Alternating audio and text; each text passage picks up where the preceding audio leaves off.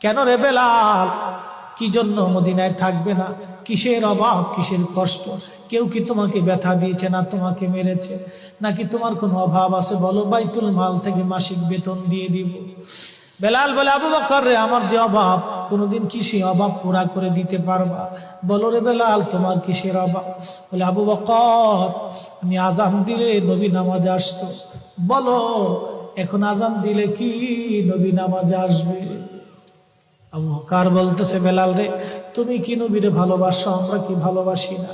বেলাল বলে, আবু বকর, তুমিও ভালোবাসো, আমিও ভালোবাসি। শোনো গো আবু বকর, তোমরা নবীজি রওজা শরীফ দেখলে সহ্য করতে পারো?